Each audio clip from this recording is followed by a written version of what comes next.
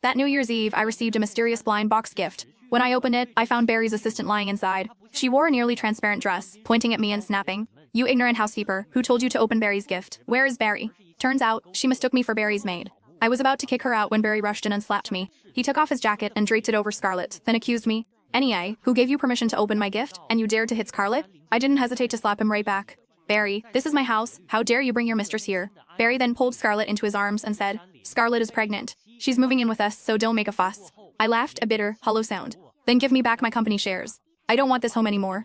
The assistant, huddled in his arms, stared at me with incredulous wide eyes.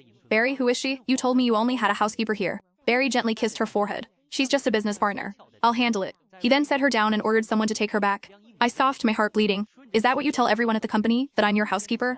Barry stepped forward with a sigh, reaching for my hand, but I pulled away. "NEA, when we got married, you said you wouldn't interfere. My wife will always be you, no matter what." I looked at his unreasonable face and closed my eyes. He was right. When the company first went public, he said he didn't want me to work too hard, so I quit my job and let him take all the credit. I never imagined it would become his excuse for brazen infidelity. I took a deep breath. "I don't want to discuss anything else. Just give me back my company shares." Barry froze for a moment, then sneered. "Give them back. I've been running the company top to bottom for years, and all the people are mine." "NEA, don't be foolish." I saw the undisguised contempt in his eyes, and the frozen crack in my heart rapidly spread. For years, Barry had poured all his energy into the company. I knew that trying to get the shares back now was utterly delusional. I had to find another way. Seeing my silence, Barry sighed softly and stepped closer again. "Scarlett will be moving in a couple of days. If you keep being so paranoid, I'll have no choice but to send you away." He then turned and walked upstairs without another glance at me. I leaned against the cold wall alone, my heart aching to the point of suffocation. Why? Was it all because of that one incident? The day Scarlett moved into the villa was our 8th wedding anniversary. She was wrapped in a new white fur coat Barry had bought her, carefully cradling her stomach,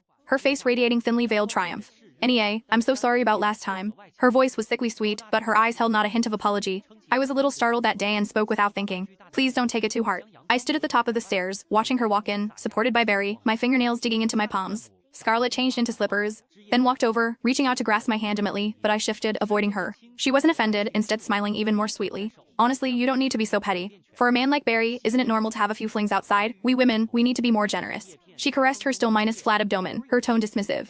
"Anyway, when this baby is born, won't they still call you mom? You'll get a child for free." What a bargain. Each word was like a poison needle, pricking the most painful spot in my heart. Just then, my phone vibrated. It was a message from Barry. "The groceries have been delivered. Scarlett has severe morning sickness, so please make something light and nutritious. I'll be home early to be with her." I stared at the screen, suddenly remembering this day last year. I had spent a week planning the menu, then started cooking in the kitchen from the afternoon, making his favorite red wise dog's tail and pan minus seared foie gras. Candlesticks, fresh flowers, music, everything was perfect.